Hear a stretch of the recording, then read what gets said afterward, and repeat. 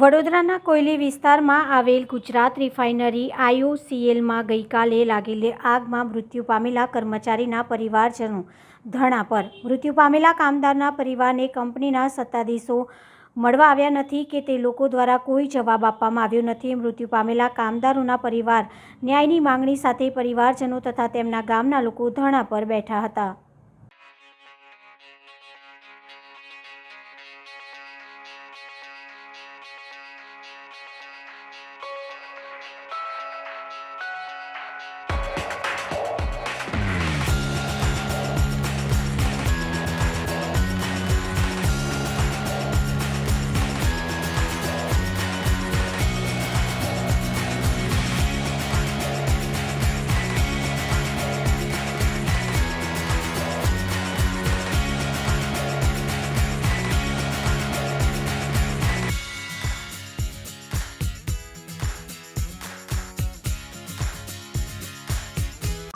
જે મરી ગયા છે કોયલીના યુવાન, એમના મમ્મી સાથે વાત કરાઈશ। હેલો, હા સાહેબ, મારા છોકરાને આટલું થયું, છૂટવાના ટાઈમે તઈ મોકલી દીધો। હા, કોઈ કહેવાના આવ્યું નહીં, મારા છોકરાને આવું થયું અને અમે ઘેર હું હતી નહીં અને મારા છોકરાને આવું થયું, એના પપ્પા નતા, હજુ આયા નહીં।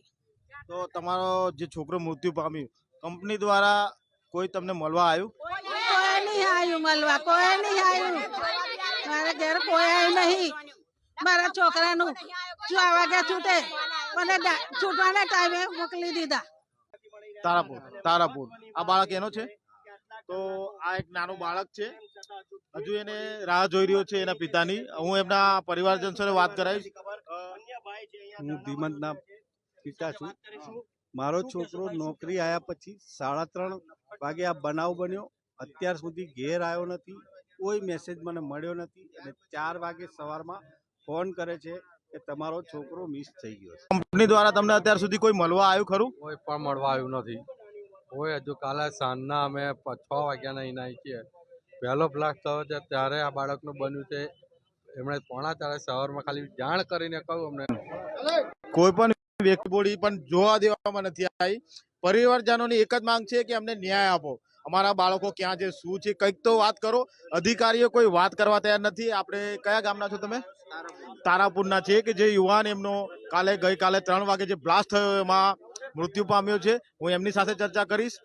શું તમારા ડેડ બોડી પણ જોવા મળી છે તમને? નથી સર, ડેડ બોડી ગઈકાલની ક્યાં છે, શું છે, અમને અત્યાર સુધી એની કોઈ માહિતી નથી, કોઈ પણ પ્રકારનો એનો સમાચાર અમને નથી।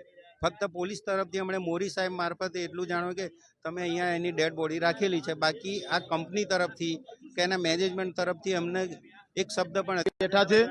હજુ સુધી કોઈ મળ્યું તમને? ના, હજુ સુધી મળ્યું નહીં, હજુ સુધી એ લોકોએ અમને કીધું પણ નહીં। આવું થયું તોય કઈ છે અમને ખબર નહીં, એ લોકોએ વાગ્યું આવું થયું તોય અમને કશું કીધું નહીં। તો બીજા લોકોએ ફોન કર્યો, એ લોકોને કામ કરવા અંદર લઈ જાય, એ લોકોને જવાબદારી નહીં, અમને કેવું ના પડે? સાહેબે નહીં કીધું, કોન્ટ્રાક્ટરે નહીં કીધું, કોઈ નહીં કીધું, બીજા લોકોએ ફોન કર્યો, અમારા છોકરા આયા, એ લોકોને કેવું ના પડે?